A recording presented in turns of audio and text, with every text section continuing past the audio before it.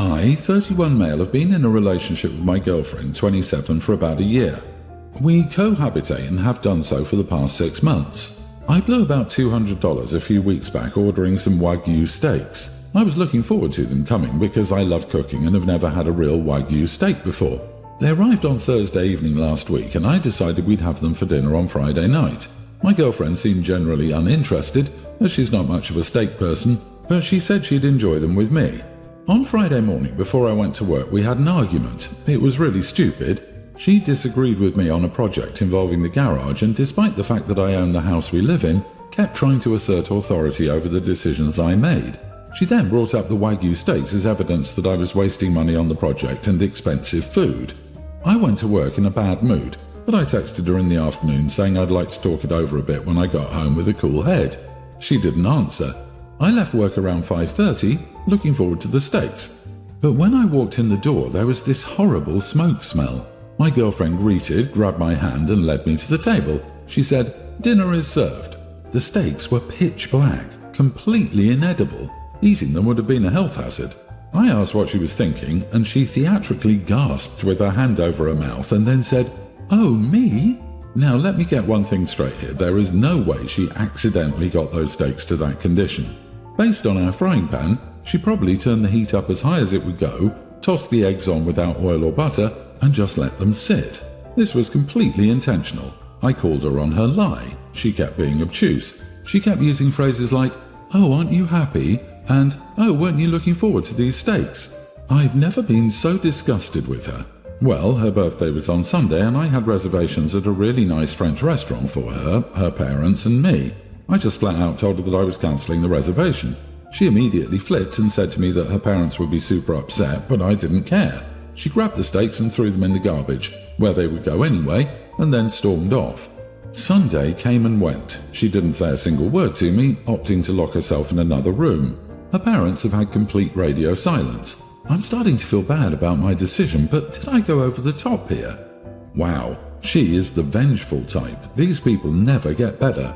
They're always just one misunderstanding or stupid argument away from scorching the earth on you. Not the idiot, but please, break up right now or be prepared to suffer this fate for God knows how long.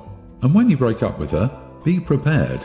As a vengeful and frankly spiteful person, she will likely try to destroy something in your home. I would recommend some nanny cams and hiding anything of sentimental or monetary value. At least with cameras it will be documented and, should the need arise, made available to the courts. What was her goal anyway? Did she think it would prove her point by doing this? I can't see what her deal was. She's a grown adult woman. We learned in kindergarten that this isn't a way of proving a point. What the heck? How childish. If this is how she acts after only living together for 6 months, I dread to think how much worse she can get. Send her back to her parents. Tell them to send her back to kindergarten where her behaviour is age appropriate. She is trying to prove that she calls the shots and he can't do anything about it. If that were my house, she wouldn't have slept another night in it. OP, ditch her. What a childish witch. At her grown age? Nah, you're too old to play like that. You shouldn't cancel her birthday dinner. You should cancel the relationship. I, 32 female, have been in a relationship with my current boyfriend, 40, for nearly a decade. About 4 years ago, we decided to purchase a home together and split our bills fairly based on our salaries. We usually get along very well until I bring up something that has been bothering me lately. For background, his sister, 50, and brother-in-law, 55, were going through a hard time financially. They moved states over a year ago to be closer to us, and we offered to help them get on their feet. By this I mean they live in our home rent-free. At first, we paid all their expenses, but when the brother-in-law got a job, we stopped paying for anything other than the mortgage, utilities, internet, and other subscription services. They live on one end of the house, and she's in charge of chores for her family, including cooking and laundry, for them specifically. I take care of anything for my boyfriend and me, including communal areas. This arrangement didn't bother me initially because I understand how hard it can be to find a job without a college degree or connections in the area. I get that. What bothers me is that about a month ago I was talking to the sister in the backyard about jobs and she didn't seem in any hurry to get one. She stated that she isn't sure she'll even search for work because her husband and son, 19, also living with us, have told her they don't want her to work. This is because they want to get home with all the chores done and a hot meal ready. With her working, they would have to contribute to chores and make their own meals. This rubbed me the wrong way because I work my butt off at a highly stressful job but don't have the luxury of staying home. On numerous occasions, my boyfriend has told me that he can't afford to maintain our home by himself, so staying home is off the table. Also, she is non-disabled and has nothing keeping her from finding work besides her husband and son. I told my boyfriend I was annoyed that she doesn't try to find work because they know they don't have to pay rent, and I asked him to help her find a job. He told me I was selfish and unreasonable because we still had to pay the mortgage regardless of their presence. This started a huge argument because he told them they could stay as long as they wanted. It's already been over a year, and he assured them he would never ask for rent money. He didn't consult me on this. I thought I was setting a boundary for their stay with us, but he's making me feel like I'm just jealous that I have to work and she doesn't. So am I the idiot? Edit. Currently we split the mortgage. He makes more, so he pays for gas and most groceries. I am on the deed. He's always been the one who shied away from marriage while I was holding out hope. Not the idiot. I'm sorry you split your bills with your boyfriend. You both own the house together, but does he get to decide that 3 people can live there and freeload off of you? I get they were in a tough position, but it sounds like there are 3 people who could be working and contributing to the household who aren't. I'd consider the long-term viability of the relationship if your boyfriend doesn't want to consider your feelings. Yeah, neither of you can afford this on your own, but it sure as hell would be easier if the 3 other people were contributing. I 100% agree with this. If your boyfriend needs you to work to pay for the house and expenses, you should have a genuine say in who lives there and under what conditions. The sister-in-law should be doing all the housework and laundry, not just for herself, her hubby and her son. This would be a form of payment that leaves you to get a bit of free time. OP, you're surrounded by idiots. Primarily your boyfriend, who let the moochers in without your consent, and expects you to pay for them, and your in-laws, particularly your sister-in-law, for being a lazy mooch. I love the presumably subconscious current boyfriend. Please start looking for your next one. Choose younger. If you stay where you are, you will be supporting him and his family into retirement. For the last 10 years, I've been working my butt off to earn money so my family could enjoy an excellent standard of living. This was the wrong thing to do since it led to my wife deciding that since I was never home, she should bang other dudes. I earn about $240,000 a year when I work out of town. Where I live, child support for 2 kids costs about $3,300 monthly with that salary. Since my divorce, I went 50-50 custody, and I work in town, so I only earn $100,000 yearly. So my child support is actually only $800 a month. My ex is going nuts because she isn't getting what she thought she would. My lawyer has tried explaining that child support is based on income, and since I'm not working crazy hours to make lots of money for vacations and a huge house I don't need, I don't earn as much.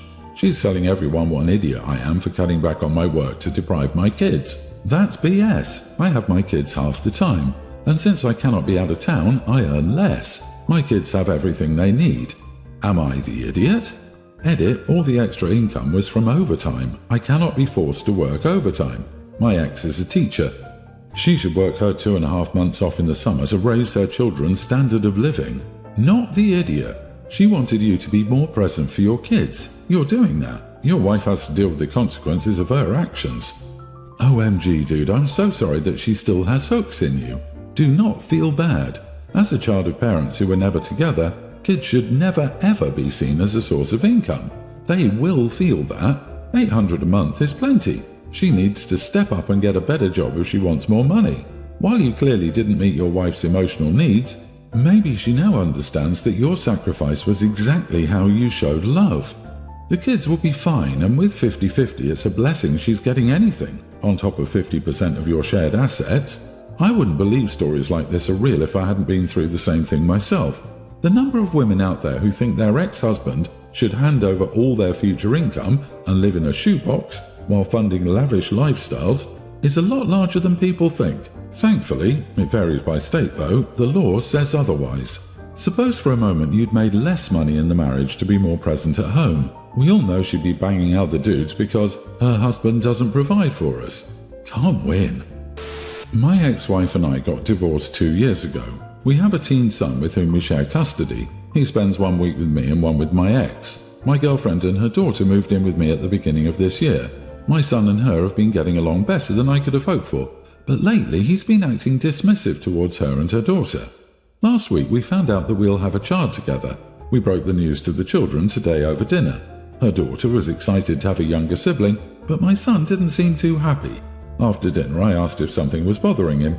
He asked if we were really going to have a child and how I could be sure that it was mine. I told him that was no way to talk about someone, and he reacted by doubling down on his statement and calling her a home wrecker and a gold digger. He was getting pretty loud, so I told him to either calm down and talk to me normally or go to his room to cool off. He decided to go back to his mom's house instead. I agreed to drive him because I didn't want him walking through half the city after dark. I told my girlfriend what happened, and she thinks I should text him before going to bed and let him take his time to respond without being pressured. I did receive a text from my ex, though, in which he called me an idiot, among other things, for kicking my son out in favour of my girlfriend, which is something I never did. I didn't want him to leave, but I also didn't want to force him to stay here when he insisted on leaving. My ex might be behind my son's reaction since she can't stand my girlfriend.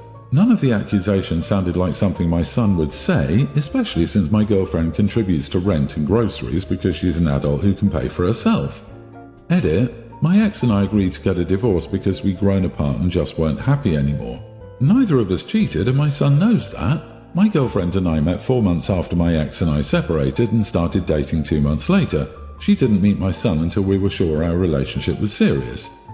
You are the idiot. Expecting a child to be on the same page as 2 adults is not realistic.